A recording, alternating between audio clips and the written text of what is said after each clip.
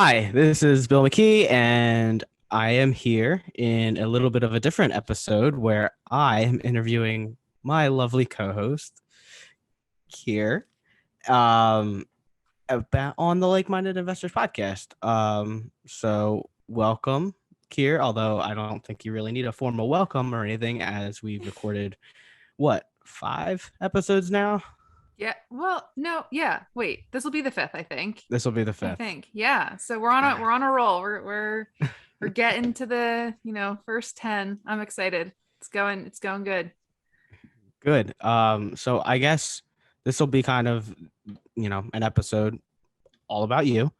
So without further ado, why don't you just give us a little bit about yourself? Sure. So my name is Kier. I am a licensed real estate agent. My husband's a contractor. We own a remodeling business. Um, we have flipped, my husband and I have flipped two houses together. I've flipped five before that with my parents. So growing up, real estate was just in the family. They did flips, they had rental properties. My dad actually owned his own title company. My mom is also a licensed agent. So real estate has just always been in my life. So yeah, my husband and I have flipped two houses together now, and we own four doors and we rent out three garages, I think. Yeah, three garages. So yeah, we're on our way to that dreamed about financial freedom. That is incredible. So, um, obviously, I know a little bit about you. We've known each other for a little bit now, but for everybody at home, um, you had mentioned, family history in, the real estate space. Um, at what point did you know that this is kind of something that you wanted to do? I always knew. It just felt like something that I wanted to do. However, when I was, in high school, my parents actually, I told them that I didn't think I wanted to go to college because I just wanted to get right into real estate. They kind of, I don't want to use the term forced, but very, very, forcefully persuaded me to go to college, which I'm grateful for now. I am definitely using some of what I learned in college, and the friends you make there is incredible. So they actually kind of tried to dissuade me because I don't know, I guess they couldn't see how you can actually be a full-time just real estate investor, even though their entire life was real estate. I don't know if they, for some reason, they didn't see that for me. So I kind of always knew. So then I went to college. I went to Penn State University and I got a degree in business management. Like I said, now that, we're managing businesses and remodeling projects and flips and rentals and stuff like that, I'm definitely using that. But yeah, I guess after college, I got a corporate job as a property manager. Well, I started as a leasing agent, worked my way up to a property manager, and just everything that I learned there about real estate, especially the rental market, and learned all about fair housing and stuff. I kind of was like, I can do this. Like I can go out and do this for myself someday. So I wound up quitting my corporate job when I basically was crying every single day on the way home because it just corporate was not for me. So I quit that, and my husband now, he, like I said, he's a contractor and I was a real estate agent, so we were kind of like, let's take a stab at this flipping thing. And I quit my corporate job and bought our first flip. That is so incredible. I mean, it just it seems like every step kind of was leading you back to real estate, even your corporate job as a property manager. I mean, not everybody right out of college goes into a real estate related role. People go into banking or teaching or nursing, or I mean, even with business management, they might go into supply chain or logistics or something not real estate related. So it's really incredible. Now, when you were applying for jobs when you were getting ready to graduate, were you only looking at real estate related or real estate adjacent jobs? Absolutely. I actually graduated a semester early so that I could go and get my real estate license. So I basically spent like my last semester in college getting my real estate license. And, after my parents kind of persuaded me to go to college, they also were the ones that pushed me to get a corporate job, which again, I'm grateful now because I learned a lot. Hmm. But I was kind of like, if you're going to force me to get a corporate job now, it's going to be in real estate no matter what. Like, I will not accept anything that's not going to help me learn for what I want to do in the future. I love that mindset, that determination, that grit. I mean, you listen to your parents, you got a corporate job, but you did it on your Yeah, terms. exactly. And also, well, I think one of the valuable things also is taking advantage of being in that studious mind to get that real estate license. Did you find there to be any advantages like while you were in school kind of studying as well? Because I know now, geez, I don't even know if I would remember how to study. It's been so long. Right. I know. It was like, yeah, I actually thought about that. I was like, yeah, doing it right after college, you remember how to go about studying. Now it's kind of like, I mean, especially with all the distractions, I feel like you're adult in college, but you don't really know what it's like to be an adult until, Right. until you're out, like fully out. So it was kind of like, I didn't have the distractions of, um, I guess, real adult life and having true bills to pay every single month, mortgages, like, those kind of adulting things.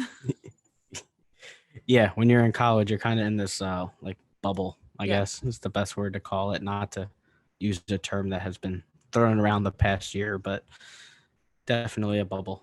Yeah. Yeah. And then too, for me, I mean, I know there are some people out there that aren't lucky enough, but when you're in college too, for me at least, I always felt like I had my parents to go back to if things, Mhm. fell apart. Now, being 33, it's kind of like, I don't know.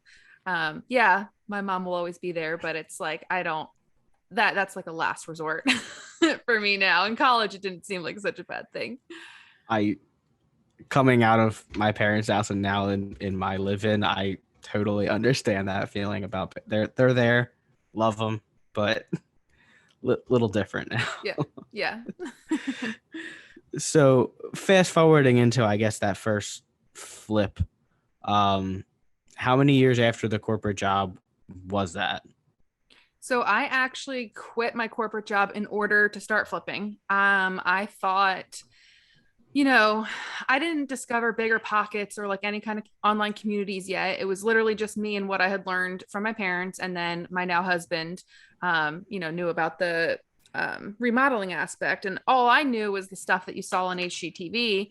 And I thought right out of college or right out of the corporate job, I was gonna buy a flip, and we were just gonna become full time flippers. It wasn't gonna take any time. It would be bing bang boom. We were full time flippers, but that is not what happened.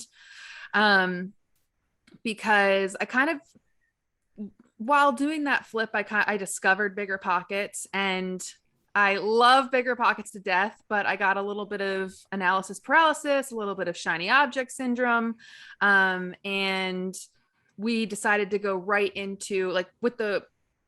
Let me back up for a second. So that original flip, we actually decided to rent it out for 6 months Mm-hmm. before we sold it because we kind of put it on the market at the wrong time of the year. It was like right before winter. And I got nervous after only 3 weeks on the market that it wasn't going to sell. So I was like, let's rent it out for 6 months. And then also that would help, we would hold it for a year. So we'd pay less in capital gains tax too. So that was in the Right. back of my mind. So we rented it out for 6 months to a tenant. And that's when I got a taste for like that rental income. And I was like, ooh, like this is cool. And I think it was like a couple weeks after we closed on that flip, I found a single family house with an ADU, which it was a 1 bedroom, 1 bathroom apartment above the garage. And I just kind of, I don't know, in the back of my mind, I was like, this makes so much sense. And I just started figuring out about bigger pockets. And I was like, this makes so much sense um, to live in this single family house and have this renter helping to pay for our eventual mortgage. So I kind of I don't know. Now I kind of forget your original question, but It's okay. My question was just about the flip, and it sounds to me that you kind of converted it briefly into a rental, which makes perfect sense given time of year and seasonality and all of that kind of fun stuff. yeah. Yeah, because who wants to hold a vacant house over the winter and pay for, especially an oil heat too? I mean, Oh gosh, yeah, nobody wants to do that now. Holding it, or how did you go about finding a tenant for only 6 months? And you know, I'm sure you had some nerves in terms of doing, flip quality um, rehab versus rental rehab. And were there any kind of nerves about renting it out and, when the 6 months was over, having to repair anything major? yeah, actually, so I was like not afraid whatsoever about finding the tenant and screening them and everything because of that corporate job.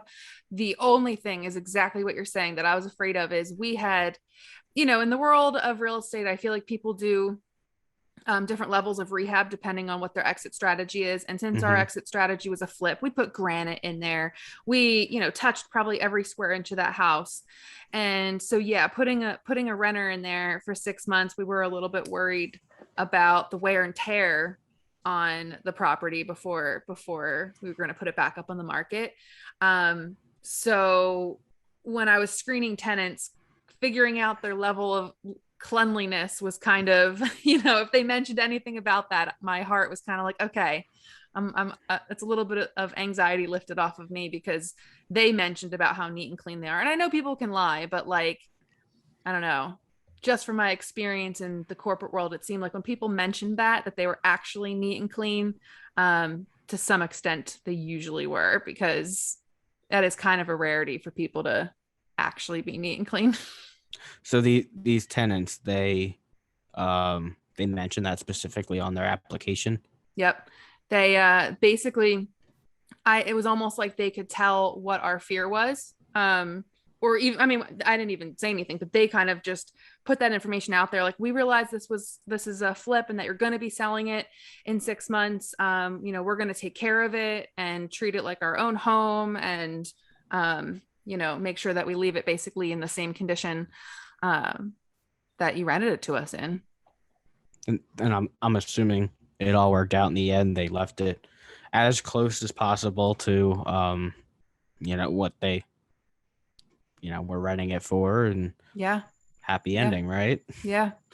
And in regards to finding, someone for only 6 months, it was actually super easy. There are a lot of people out there who are, I mean, now that's probably why, Airbnbs and short-term rentals are Yeah. are taking off. I mean, this was what, 2016, so 5 years ago.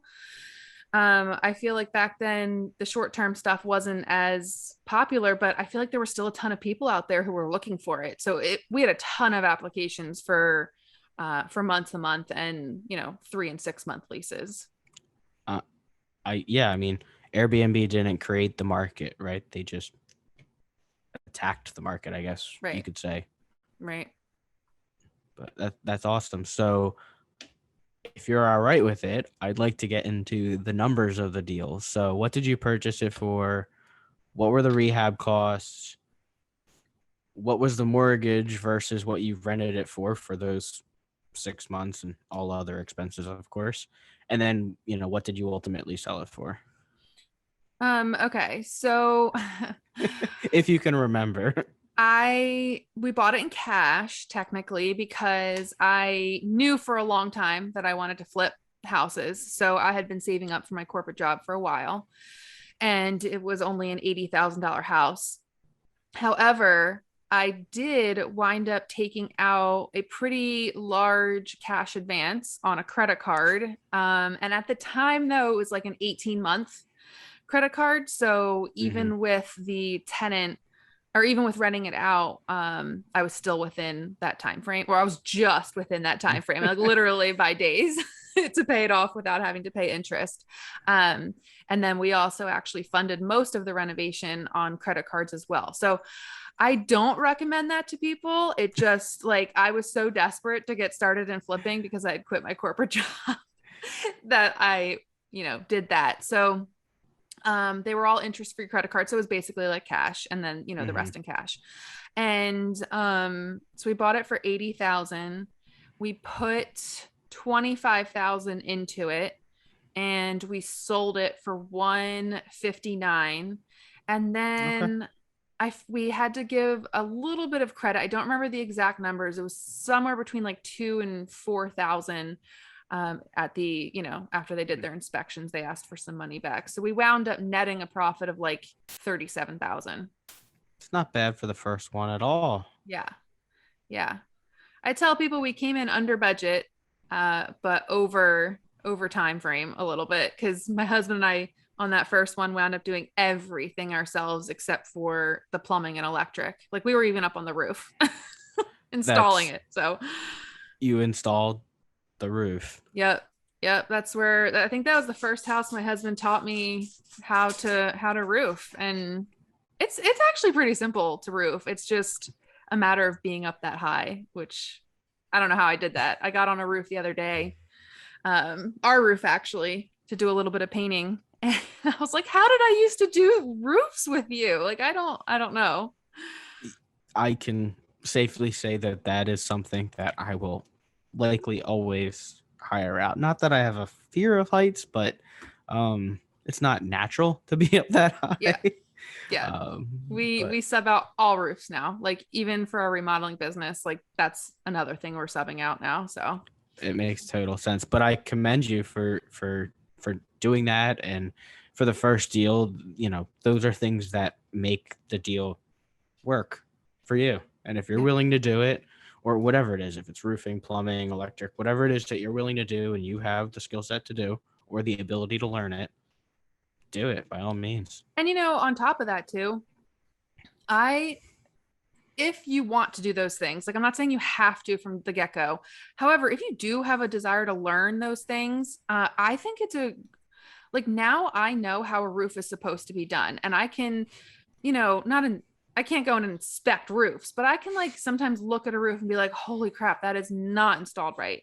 And Mm-hmm. or oh my gosh, that like such a good roof install, like drip edge is perfect, blah blah. Like, I use all the terminology now and Yeah. stuff. And it's like I know I at least can sound educated and stuff when speaking to Mm-hmm. other contractors and roofers.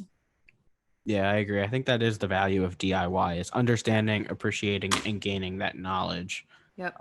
for future deals. Yeah. Yeah. And then in the future, you can pick and choose what you want to work on. Like I will never do Absolutely. a roof again, but I love installing flooring. So like, my husband and I almost installed all the flooring in this house that we're doing a live-in BRRRR on right now, and I do it all over again. Yeah, I mean, throw some tunes on, a podcast, maybe Yep. this podcast, Yep. and do what you like. Shameless plug. Thanks. I love it. So that was the first deal. Then obviously you didn't just say, "Wow, I made 30 something thousand odd dollars. You know what? I'm good. That's a lot of money. I'm just gonna, keep doing my thing." You kept going forward. You kept pushing. Um, how did you find the second deal? So the second deal was, we should maybe, do we even have enough time to get into all this? I don't know. That first deal we found at auction. We bought at an online auction. It was Hubzu.com. The second deal I bought from HUDHomeStore.com. So I am a big fan of online auctions and now in-person auctions, which maybe we can get into later. Yeah. But yeah, so the second property was like I kind of jumped ahead earlier. It was a single family with a one bedroom, bathroom apartment above the garage. And I found it on HUDHomeStore.com. And that was when you had the epiphany that you could live there, reduce your mortgage, rent it out, and start getting. I guess not, because the first deal you did kind of rent, but really start getting into like formal long term buy and hold rental. Yeah. Yeah. And if I could have kept that first, now that I look back on it, there definitely was a way to have kept that first flip as a rental full time, like forever. Mm-hmm. I to this day still wish that I had that first rental. And if I had the Oh, knowledge that I have now, that would have been my first rental for sure. So yeah. so the second one you lived in the main part of the house, right? Yeah. And did that house need work as well? Yeah. So HUDHomeStore is for foreclosures that are they're foreclosed. They're like what is it called? Government backed loans that are foreclosed on. Mm-hmm. So it was a foreclosure property and it definitely needed a ton of work. We were lucky enough that we were living with family at the time that we wound up renovating the apartment first and still living with family. And then when we rented that out, you know what? Before I go on, let me bring up my notes because I get this wrong sometimes because we refinanced this house 3 times. So, oh wow, yeah. Okay, we'll get into that too. All right, so here are my notes. So yeah, we bought the property for cash and we fixed it up with savings and credit cards, both the house and the apartment. And once we got the apartment rented out, we got $100,000 HELOC on it and paid ourselves back for all of those renovations. And then we actually added a second bathroom and a full bedroom upstairs by bumping out a dormer in the attic. And then we got a $195,000 HELOC on the house, which kind of made me nervous back then because it was a variable rate, but I kind of had a few plans for it. So what we wound up doing was we paid ourselves back for that second round of renovations. And then we also were able to purchase a duplex in cash with the HELOC on that I guess I call it the BRRRR hack because I feel like we kind of used the BRRRR strategy and the house hacking strategy on it. And then when the market appreciated a little bit, we actually refinanced the whole HELOC that we had into a 30-year fixed rate mortgage. That just like made my heart a little bit happier and like my anxiety about like I don't know what I would describe my risk tolerance as. Like short term, I can be more risk averse, but like long term, I like to know like I have 30 years now to pay this off. So yeah, so we refinanced into a fixed rate mortgage and we paid off like that. We paid off 175,000 and then we also wound up getting another $40,000 HELOC, which that $40,000 HELOC we wound up using as a down payment on the current live-in BRRRR that we're doing. So basically from that first BRRRR hack that we did, like we were able to acquire 2 more properties from the equity that we had created in that first deal or second deal, I guess. Plus you were able to live there. Yes. For free. Plus all the tax advantages that come with it. You were able to get all of your money back twice on it. Get 2 more properties. I mean, that's just and wow. Infinite ROI, which is the dream. Infinite return on our investment. Yeah. And the other thing, I was just telling this to somebody the other day that I was like the whole reason that I love using your primary residence as a way to keep going or get started in real estate is when you do go to refinance or get a mortgage, you can take advantage of owner occupied mortgages are just more, the interest rates are lower. The LTV that you can get, loan to value ratio, is higher. Someone just told me the other day they got a 90% loan to value refinance. Ours was only 80%. So I'm like, man, I should have shopped around a little bit more. But again, I always say my heart happy, but it made my heart happy to have 20% equity in that property and just like leave it there. So yeah, you did what made sense and what made you comfortable. I think that's very important for everybody to know. Everyone's personal risk tolerance is different. Yeah, exactly. Now I want to circle back to, I think it was the second HELOC. That was very hard to follow. I know. I'm so sorry. I'm so bad at describing how we did that because I confuse myself when I talk about it. It's okay because I think it's important for everybody to understand you can do so much with one property. But the one thing that you did mention, and I was wondering if you could go into a little more detail for people, is that your second HELOC was a variable rate. Do you mind describing what a variable rate is and why you were willing to go with it, and I guess what the pros and cons of it are? Okay, so a variable rate means that the rate can change. So I was okay, like I said, short term, you know, I don't know exactly how to say it, but so the HELOC that we had locked in, they actually, with the variable rate, they actually locked in the first year at like a super low interest rate to Mhm. entice me to go after it, and then after that, they can raise the rates to whatever the market rate is. Plus, I believe mine was a maximum of like, no, I wish I had it in front of me, but I think it was like prime plus 1.5 or something, or maybe even 2. So that means, if back then, I think interest rates were around like 4%. So my interest rate could have gone up after that first year. I had locked it in at 2.5% for the first year, which was great back then. I know that's almost normal now, or, what interest Yep. rates are at now, but it was locked in at 2.5% for that first year. And then after that first year, if interest rates were at 4%, they could have raised it all the way up to 5.5 to 6%. Wow. So, yeah, pros and cons. I mean, your interest rate can be lower, it can be higher. It's just, it can change. So, I mean, yeah, I guess I'm not the best at describing.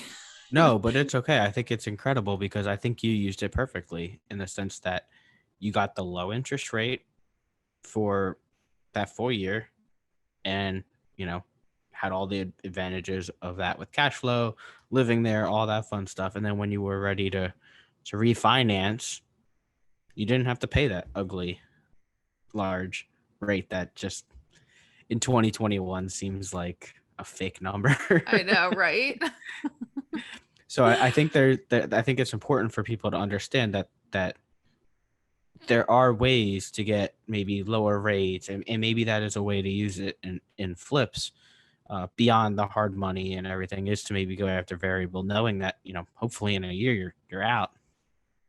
Very true. Yeah, absolutely.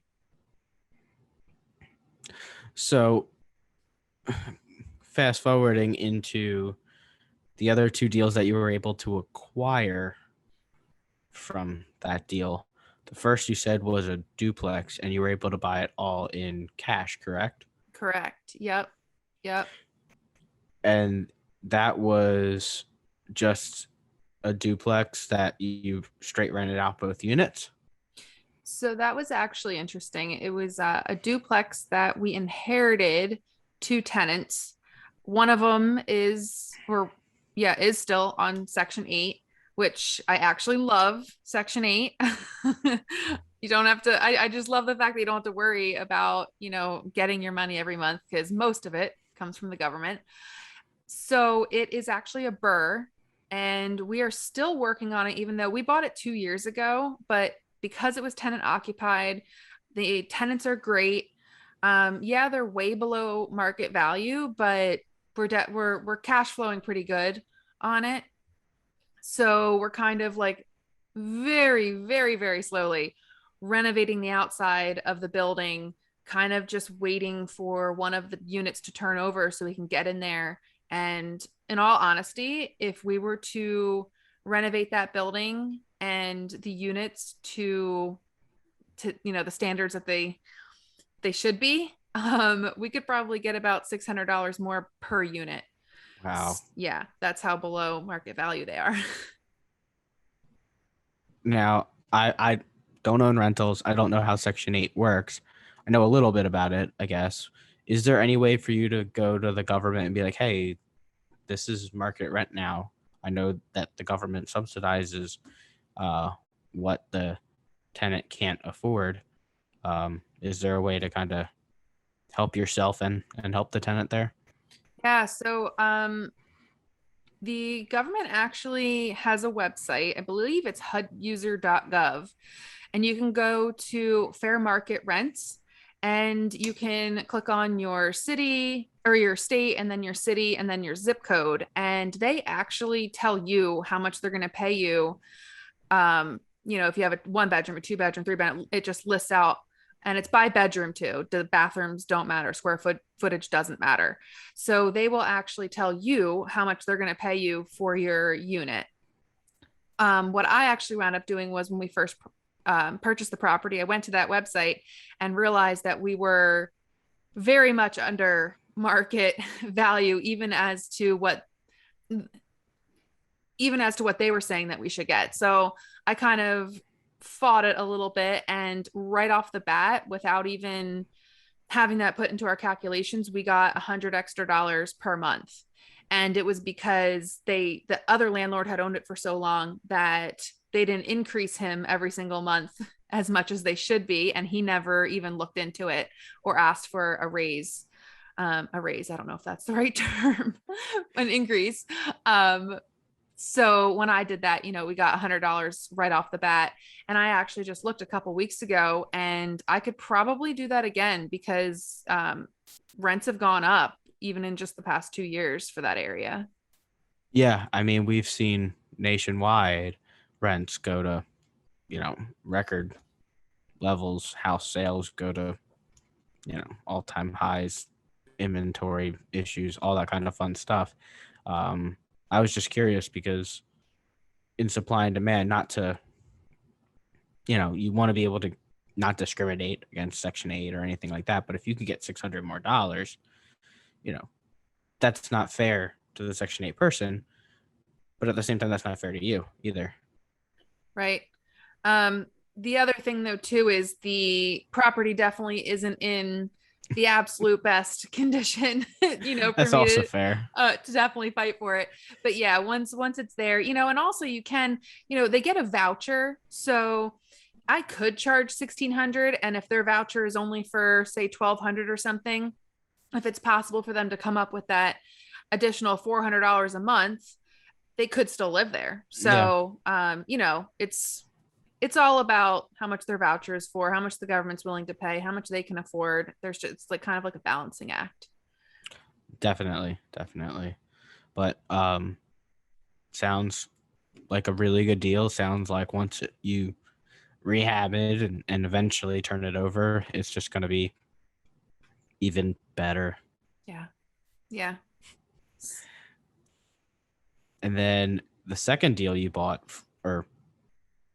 the second deal you bought from your second property is this one, right? Yes, the one I'm living in right now. Yep. Which, if you haven't been following along on Instagram, you should follow Kier because it's awesome and there's a lot of good little tidbits, and you can see her do flooring and other things. Yeah, there you go. Yeah, so it's a live-in BRRRR. We're going to again, not the actual typical BRRRR. So what we did was, instead of buy, rehab, rent, refinance, repeat, we bought it, we renovated it a little bit, and then just to the standards to where we could move in.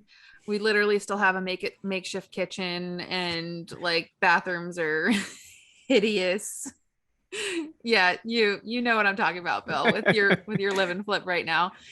And so then we renovated a little bit, we moved in, and now we've been here for 6 months, and we're just slowly doing all of the renovations in our quote unquote spare time. And we literally, I can hear right now, I don't know, I hope you guys can't hear it, but my husband is finishing vacuuming the basement because it is literally almost done. We just have a couple like final touches to do. I'm so excited because I think we're going to move on to the kitchen next. And I am so tired of cooking and living in a makeshift kitchen. Yeah, that has definitely been the hardest part of the live and flip. It's not the labor, not the work, not balancing the W-2 and the rehab and learning things and fumbling my way through things. It's the kitchen. Yeah. Especially if you like to cook, it's difficult. Yeah, so not real estate related, but what have you been doing in related to having a makeshift kitchen? Any good recipes or anybody for the people out there looking to get started and do the crazy rehabs and house? I'm definitely not asking for myself. Honestly, I hate it so much that we have been doing a lot of takeout and, Yep. burritos. And, my favorite is cauliflower pizza from Costco. I have talked about this with Ooh. a couple people on Instagram. So it feels like if you guys like that, it is, or if you like, think you might like that, cauliflower crust pizza from Costco is delicious. So it's kind of a lot of not the best for you food. Um, Yeah. but it's sometimes what you got to do. And also you're kind of moving your body, exercising your muscles in ways that maybe you wouldn't be if you weren't rehabbing. So not to condone unhealthy eating or anything, but the calories get burned at a faster pace than they would just not doing work after work. Right. Well, we'll go with that. That's my excuse, at least. I don't know if it's true or not. But yeah, please excuse the kitchen to my, I guess, left, right, my right, camera's left, Yeah. I think. Anyway, I guess circling back to this property, you found this one at auction, correct, as well, which I sense a theme, and we'll get there, I promise. Yes, this was a live auction. So it was literally it was a local company, and the auction was on the front lawn of the house. And it was my first time bidding at a live auction. And when I tell you my legs were shaking when I was bidding in front of all these people, it was so nerve-wracking, but it was a lot of fun. So, I mean, we can get into all of that, but there are definitely like differences between the online auctions that we've bought and then the, in-person auctions. So, might be best to kind of separate them. But just on a side note too, we did buy a flip in between all of this madness with private money from, we worked with an investor, and we bought that property from an online auction as well, which is Xome.com. So far we've bought Hubzu.com, HUDHomeStore.com, Xome.com. I've bid on properties on auction.com, and shoot, now I don't remember the last one, but there was one more. But I get asked that all the time. So I thought I would just list out the places that we've bought from already. Yeah, and to our editor, he will likely try to put them in the show notes as well. Okay. Um, yeah, so we can totally separate out online from in person. I'm sure there's differences. Do you kind of want to start off by maybe describing the major differences between the two? Yeah. So, with online auctions, it you can't always see the inside of the property. So far, every single live auction that we have been a part of, or we've looked at, or I've scoped out, there has been at least a couple open houses where you could go and see the property in person. The online auctions, all the ones we have bought, we have been able to see the insides, but that's because whenever I look for online auctions, we aren't comfortable buying sight unseen yet. I hope to get there one day. My parents used to buy sight unseen. We're not ready for that yet. So whenever I search for properties online,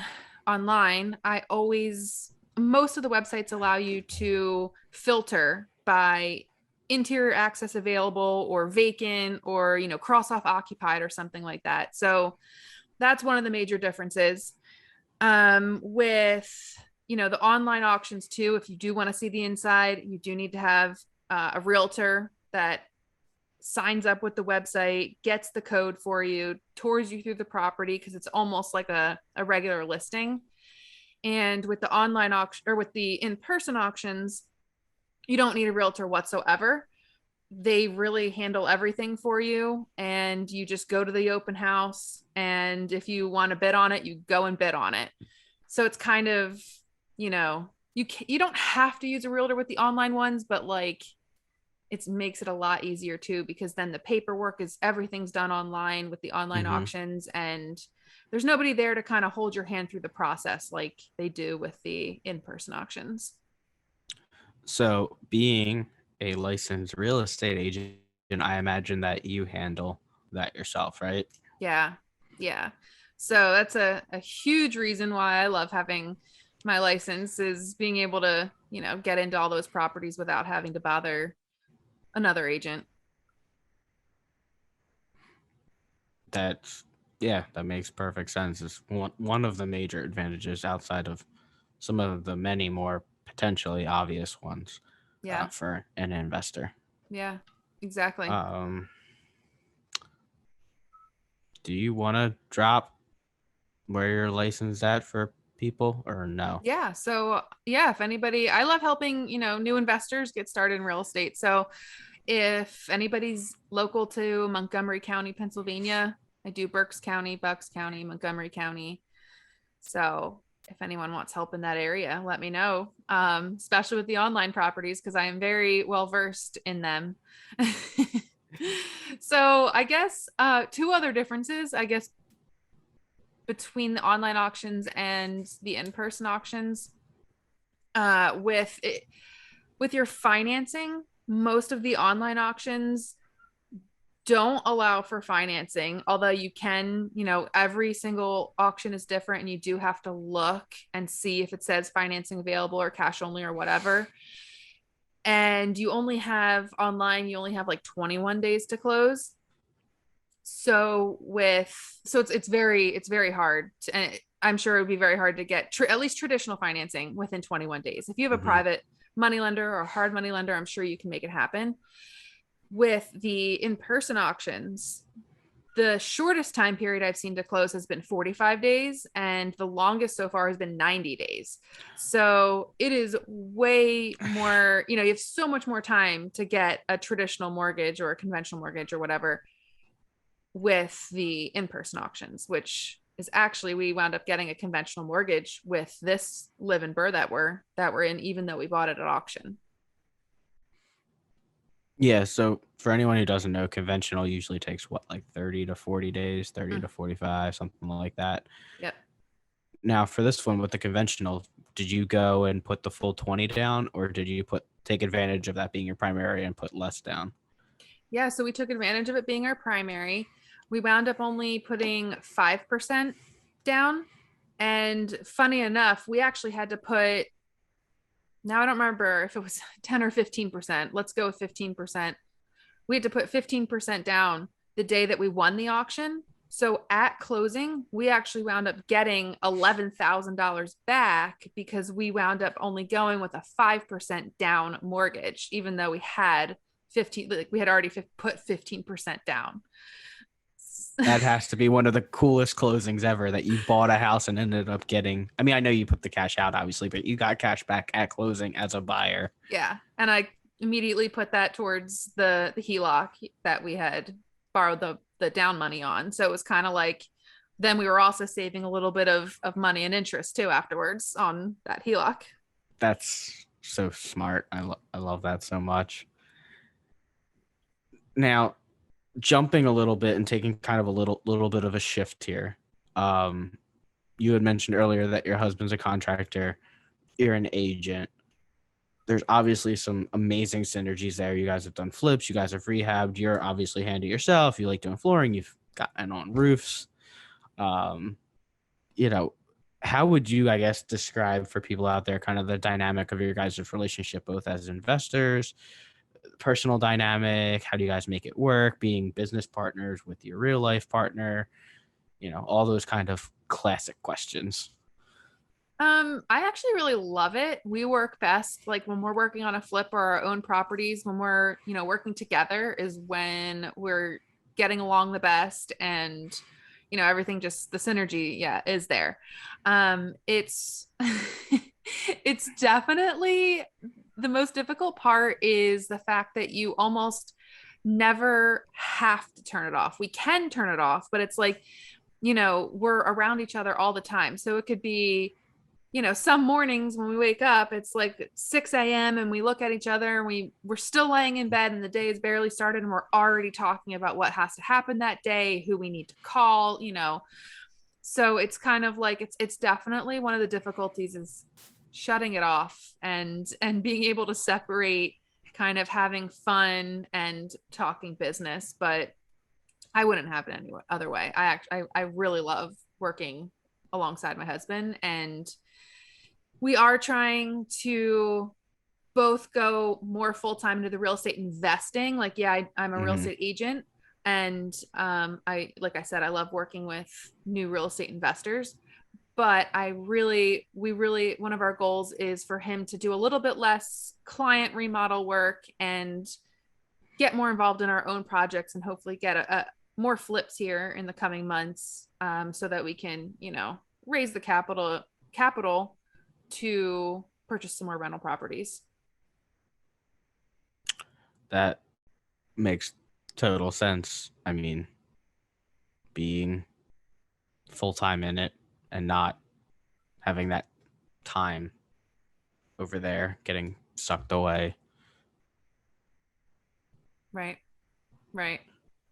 So I know in episode one, we kind of asked a similar question, you and I, and Lauren and Kyle had provided what I think is I'm gonna say it. I'm gonna say revolutionary in terms of mindset when it comes to like a relationship dynamic with the dash line agreement. Do you agree with it? Have you tried implementing it? Were you already kind of doing something similar before they had even mentioned it? Or is that something that you've tried, you love it, or every relationship's different and that doesn't work for you? Yeah. So, yeah, Lauren and Kyle mentioned about, staying in your lane and, you do what you do best. I do what I do best. And while I had never really thought about it before, we definitely stay in our own lane. And actually, Lauren and Kyle were the opposite of us. They kind of overlapped into each other's lanes. My husband and I sometimes are a little bit too far apart from each other, and he might be going the other direction sometimes. So we just, it's a little bit of always a work in progress. And I think finally within the past couple months, sitting down and actually writing like we have written down our goals before, but we never Hmm. made a huge effort to review them and, stick with them and do the things that we actually need to do on a consistent daily, weekly, monthly basis to get to our goals. So sitting down and finally getting on the same page of exactly what our goals are for the next year, and then about where we want to be in the next 5 years, and then wouldn't this be great if we're here in this place in 10 years. So we're definitely both going the same direction again, and we do stay in our lanes. And now though, I feel like we're kind of at the point where we're kind of like teaching each other's responsibilities Hmm. a little bit. Like, he had never done deal analysis before, and the other day we sat down and I taught him how to figure out rents of properties because we're starting to research new areas. And I'm like, I can't do all of this myself, research all of these new areas that we want to explore, so you're going to learn. And I mean, I guess I've always kind of crossed over into him teaching me how to do the remodeling Hmm. aspect, but I learn something new from him all the time as in regards to Hmm. remodeling and rehabbing. So that was a very long answer to your question, but No, it's okay. It actually brought up a couple questions, I think. yeah. So, in terms of deal analysis, how do you calculate your deals? What do you look for in a deal? How do you run those numbers?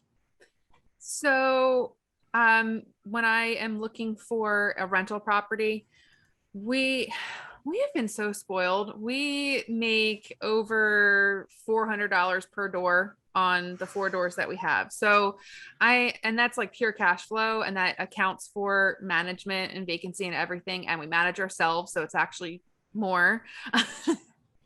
So Wow. we are so spoiled. So however, I think that was kind of a detriment to us because now whenever I would analyze a deal, I'm like, oh, it only makes $250. So there's definitely been deals that we passed up on. So now we're analyzing deals to the point where the cash flow, after all those expenses are accounted for, like minimum 150 per door for Hmm. multifamily and 200 a door. Well, I guess it'd be one door for single family. So I'm kind of focused right now on cash flow. I also used to be a little bit more focused on our cash on cash return. I was like, I want cash flow to be what I just said, and I want my cash on cash return to be 10 to Hmm. 15%. Well, right now I'm being a little bit flexible with that, especially with the market. Yeah. So right now, cash flow is the most important to me. Yeah. I mean, I feel like there's forever the debate: cash on cash return, appreciation play, cash flow. I mean, you have all these different terms, kind of battling in your head for what's best. You know, cash flow being how much, you know, money you get a month, appreciation being how much property's worth when it's all said and done, and cash on cash being how what's the rate or percent that I'm getting on my cash invested. Um, why do you feel that cash flow right now is important, I guess, out of the big three? Honestly, because I felt like I kind of had to pick one or the other in this market, just analyzing things over the past year. I'm just like, Mm-hmm. nothing is completely fitting our criteria. And I know I don't want to tell people out there to change your criteria, but this market is just so hot for us right Mm-hmm. now. And cash flow is important because we really are trying to build capital in order to buy more rental properties. So as Yeah. much cash flow as I can get to, build up those reserves is, what I want to do right now. So, I mean, that could change in 6 months or a year. I'm telling you, Yeah, you can, that's what I love about real estate though. You can pivot all the time. I, I think in my episode I said real estate can be forgiving if you allow it to be. Yeah. And I don't think those words are more true. Yeah. Um, I think what I'm hearing, and by the way, I agree about cash flow, especially right now in the market. And I think what I hear you're saying is instead of waiting for the home run, you know, hit a couple singles while the market's hot, keep it moving, and eventually that home run, will come. You're not going to be in a home run slump forever. Right. You will smack it 500 feet, you know, into the upper deck. Yeah, Not exactly. to I keep. love baseball analogies. They work in everything. So fitting. They really are. Um, so, um, kind of again switching gears. I mean, you had mentioned mindset a little bit when speaking about kind of the relationship dynamic and speaking about deals. I think I've heard it come up a couple times. I know that mindset is important to you. How do you, I guess, keep in the mindset of an investor? How do you shift your mindset when you need to? Are there any kind of best practices in terms of altering your mindset? Honestly, okay, so I did a time study with Steve Rosenberg, and it almost changed my life because I had this mindset that I didn't have enough time to do like all of the things that I wanted to do. And when I did this time study, I was blown away by how much time I was spending actually watching Netflix or scrolling on social media, which I really thought I didn't do a lot of. But when I did it, I think I did that time study for 9 weeks. And every Wow. single day, I would text him my time study and what I could do better every day. And if I didn't send it to him, he was he was gonna drop me or yell at me or something. So I never didn't send it. But so just realizing where my time was going shifted that part of my mindset. And once I figured out where my time was going, I was able to spend it better. So I started a morning routine. And part of that morning routine was self-development in some kind of way. At one point my morning routine wound up one time, I think it was like 2.5 hours long, and I had to scale back from then. But at its peak, I was, reading for 20 minutes every day. I was journaling for 10 minutes. I was doing at least 10 minutes of meditation. I was doing 30 minutes of some kind of exercise. And I think that kind of, just in and of itself helps your Mm-hmm. mindset. And especially if the personal development is real estate related, like if you're listening to a real estate podcast or a real estate book, I think that it just keeps you in the mindset of investor, and it's just always in your mind, especially if you start the day off that way. So yeah, mindset is huge. It's really like a game changer once you figure out how to change your mindset. I agree wholeheartedly. Before I was in this flip where I'm kind of fully, I guess, immersed in it, um, I could tell when I had gone a few days without listening to a podcast or reading a book or speaking with you or somebody else in the community or going to a meetup. I could tell like in my own like self that I felt unaccomplished or I was kind of not moving anywhere. So I can kind of get, how that morning routine kind of almost grounds you in a way. Yeah. Yeah. And then, I mean, if you watch my stories on Instagram, I talk about my mindset coach all the time. Her name's Karil. She is absolutely amazing. We can put her in the show notes because I'm sure, I don't know if she's taking on clients, but if she is absolutely incredible. I talk to her every single week, and it's even on the days where I'm like, gosh, what are we going to talk about today?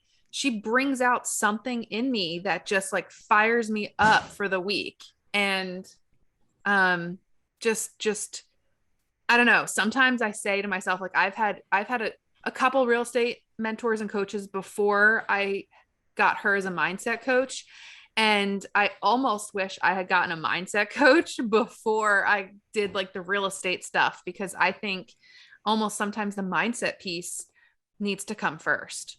Mm-hmm. I agree with that. I think you have to be mentally ready to be an entrepreneur, to be in real estate. I truly believe anybody can do this. There is nothing, I will keep saying this, there's nothing special about me. I'm sure a lot of people feel Nothing that special way. about me. Nothing at all. That being said, like, you got to have a little grit. You got to have a little spark. Um, you got to be willing to do things people aren't. And I agree with you. I think mindset, you know, before you even start being an entrepreneur, you got to have the mindset that you're going to be successful. Yeah. Yeah. And getting out of your comfort zone. Like, that is the biggest thing that I think you just need to try new things and do the things that make you uncomfortable. And that's where you grow 100%. Yeah. And it doesn't even have to be real estate or entrepreneurial minded. Just whatever is uncomfortable for you. If it's going into a different social setting or I mean, I'm single and I live by myself in a 4-bedroom house. It's lonely. I'm here doing a rehab, and sometimes you need to get out. Going and eating by yourself. It's not something that's sad, but like it is a little uncomfortable. It's out of your comfort zone. It's not as social as maybe other people might want to. Going to brunch is like this big social thing where you get mimosas and all that stuff. No, just go to like, I'm in Jersey. Go to a diner by yourself. Sit at the bar. Talk to the waitress. Get a nice waffle, bacon, whatever. I know you see me laughing right now, and it is because I will not name names, but I do have a friend who legitimately cries when she sees an elderly person eating by themselves. That's totally different because It is. there might be an unfortunate reason, why they are. Yes. I'm talking about people Yes. who have the ability and who have people in their life and a spouse or whatever. Just get out of your comfort zone. If it isn't eating alone, that's okay. But for me, that was personally something that took me a little bit of time to get used to. But it is something that I enjoy, the quiet of just eating out and hearing everybody else talk and smile. I totally agree with that. I've done that a couple times and thoroughly enjoyed it, but definitely was uncomfortable the first few times to go out and do that. But or go to a movie by yourself. Yeah. You're in the dark. Who cares? There you go. No one's gonna know. Yeah. Anyways, we digress a little bit. Just a little. Speaking of entrepreneurial mindset, real estate, specifically flipping and rentals, is not the only entrepreneurial venture that you have started. You started a little community called Like-Minded Investors, and we are the co-hosts of a podcast for that. Yeah. I gotta ask, how did it start? So it started when I bought the intention journal from Bigger Pockets, and with that journal was supposed to come a mastermind group. I was assigned to a mastermind group that did not pan out within the first couple weeks. It just wasn't nobody was participating. And I was very upset because that was half the reason I bought the intention journal. So I decided to just ask on Instagram if anybody wanted to meet up once a month, once a week, once every other week, whatever, and kind of just, I was trying to start my own mastermind, even though I had no idea what even went into a mastermind whatsoever. So, yeah, so I started meeting with a group of like 4 or 5 people once a week, or no, it was once a month. And it kind of, we were just like getting so much value out of it that we just slowly started opening it up to more people. And now it's just turned into this I don't know, there's a monthly meetup that we do once a month where we have guest speakers, and they just give so much value to everybody, who comes, and you can ask questions, and it's, just gain specific knowledge from people who are doing the things that we all want to be doing. And then we also have an Instagram community where we all just get to know each other and answer fun questions. And it's where you can find out, new episodes of the podcast or things we're promoting or are proud of. Like Bonnie, we promoted, her free workshops that she had because she's just incredible. And she was on episode number 4, if you want to go back and listen to that. And then there's also a Slack channel where we all, there's, I don't know if everyone's familiar with Slack, but it's kind of just another like area to chat, but it's a little bit more private than chatting through Instagram where everybody can see every single comment. So, and then we also have a Facebook group. However, I will admit I am not that active on Facebook, so I don't manage that very well, but that is another thing that might be, coming in the future. And then obviously we have this podcast. Yeah, I mean, I might be a little biased here, but I mean, what you've been able to do to first grow the community, second, think about like how to reach out to the community, keep everybody involved, engaged, all that kind of stuff. It blows my mind, I guess, really. The podcast, the Slack channel, the Instagram, the monthly meetup, the website. You didn't even talk about some of the free goodies that are on the website. Oh yeah. And then people have, I guess, donated. Is that the right word? Contributed, donated. Yeah. Same thing, I guess. Yeah, we've had some amazing people donate / contribute things to the website. Like I have my private moneylender presentation on there that I used that secured me a private moneylender, and there's time trackers on there, net worth calculator from actually Mindy Templeton. I think she was episode number 2. Episode 2, yeah. Yep, she contributed a net worth tracker. So there's just a lot of cool things on there if you want to check that out. It's like-mindedinvestors.co. We'll link it in the show notes as well. There's going to be a lot of links in the show notes. But that's great. I mean, that means that there's a lot of important stuff that we're talking about here. Yeah. So I guess my question is for you. I guess it's kind of a question for both of us in a way. Where do you see Like-Minded Investor going from here in the next year, 2 years, 5 years? That is another thing that pivots and changes from time to time. However, I always see there being some kind of event in the future where we can all, I know Bigger Pockets has BPCon and, all that stuff, but I don't know, maybe in the future, is it kind of like there are Like-Minded Investors local meetups that everybody hosts? I don't know. That sounds like a cool thing.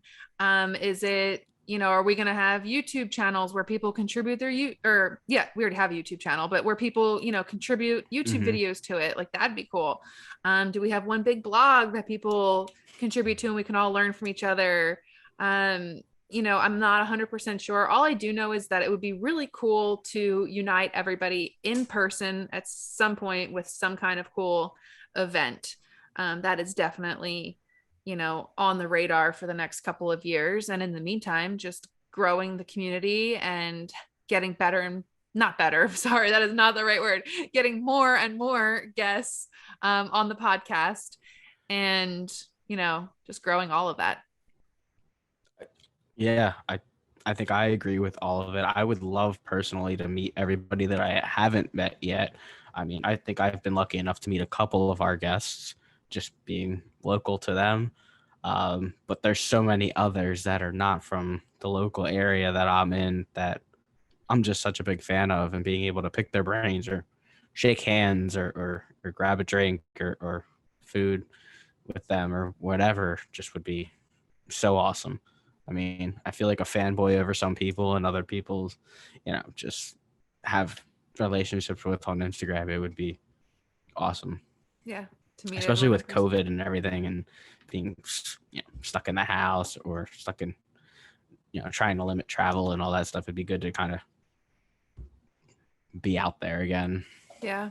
COVID, I don't want to say anything about COVID being a good thing, but it definitely, when everything went virtual, it kind of just propelled the community a little bit Mm-hmm. forward and kind of just like united us all a little bit more, I think. So that was one, I guess, good thing that came out of COVID, is that we kind of all found each other. I mean, I don't think you and I would have found each other, because you and I met at a meetup that's usually in person, but they were hosting it virtually. And that's the only reason I showed up, was because it was virtual. So that's how you and Yeah, I met. I was gonna say, I think like once COVID hit, everything went virtual, and people were looking for that Connection. networking connectivity, Mm-hmm. yeah, whatever you want to call it. Mm-hmm. That just wasn't there in person anymore. And yeah, we met at a virtual one. They typically host in person. I guess the rest is history, right? Do you want to get into kind of how we kind of started, how we decided to be co-hosts, or I feel like you begged me for months, and I just kept saying, I do not have the time. I do not. And then I feel like I finally gave in. And no, I mean, that sounds about right. Yeah. um, but yeah, no, I think I had always wanted to do a podcast, always, always, always. And from the second the meetup started to grow, I was like, man, if I could like interview these guests and have like a podcast of these people that are the guests on the like-minded investors meetup, that would be so cool. I just never um took the time to figure out how to do it. I feel like that's kind of where you came in. Like, I had the Mm-hmm. dream of doing it, and then you come in with like your Confluence and your lists and your wiki stuff, and all of the tracking of everything. And that's kind of like what I needed to push me to actually do it, because I had you to almost answer to and be like, we need to get this and this done. Yeah, I think we came into each other's lives at the perfect time. Um, Even if it wasn't like we're not doing what we initially talked about doing, like at all. Nope. But Nope. and I mean, we had done some work after we decided not to do whatever we had initially talked about. We did a little project together. Um, Which is still but coming, if everyone's wondering what it is. it's coming, yeah. Yeah, it is. It's basically going to be a little mini course on how to determine ARV. So that is definitely in the works. And if you've been following me on Instagram, I've definitely talked about it in the past. It's on the list, guys. We have so much is on the list. Yeah, so from my perspective, I was looking to help people and add value in exchange for kind of having like a mentorship, a friendship, a relationship, whatever you want to call it. Because I believe in, adding value and it'll and pay it forward, and it'll come back tenfold. Um, so I had reached out to Kier after the meetup and asked if I could help her in any way. She seemed like she needed some help with some stuff. Um, yeah, we built that course, did some things, and I kept begging her every week when we would talk about a podcast and when can we do it, and just kept telling her how easy it was going to be to start it up. I think I kind of probably oversold how easy it was going to be a Yes. little bit, but It's worth it though. It is. I love talking to the guests, and I really do love the value that people are getting out of this. And Yeah, I mean, already the reviews online are amazing and the DMs that we're getting. Hmm. I'm blown away. People are really loving this. I hope they continue to. Yeah, me too. I got a couple really nice DMs from my solo episode. Um, so I hope you get some as well. Oh, me too. Let's hope so. I'm sure you will. This has been awesome Thanks. thus Yeah, far. thanks for interviewing me, Bill. Of course, it's weird to not have a co-host. I feel like I dominated the questions, but I didn't dominate against anybody. You just dominated in Just general. in general, yeah. But I mean, you dominated as a guest. Oh, thanks. So, with that, do you want to drop your Instagram or where people can find you? Sure. So you guys can connect directly with me at realestate.kier on Instagram. We again are at like minded investors on Instagram as well. And I actually do have a blog, which I finally just posted I think it was on August 19th. I don't know when this episode's going to come out, but on August 19th, I think I posted my first post in month or might have even been a year, and it's actually all about the numbers for which actually kind of is fitting since we didn't even get into the second flip that we did. So if you want to hear or read more about that, you can go to my blog, which is thestonehead.com, and that is the long story where that name came from, but the bottom line is it was a nickname that my dad gave me when I was a kid because I was clumsy. So yeah, so all of those you can find me at. We'll put those in the show notes. And yeah, I guess that's pretty much it. All right. Well, thank you, Kier, for giving me the opportunity to interview you, and I hope everybody enjoyed getting to know you a little bit more. Thanks, Bill. All right. Take care. You too.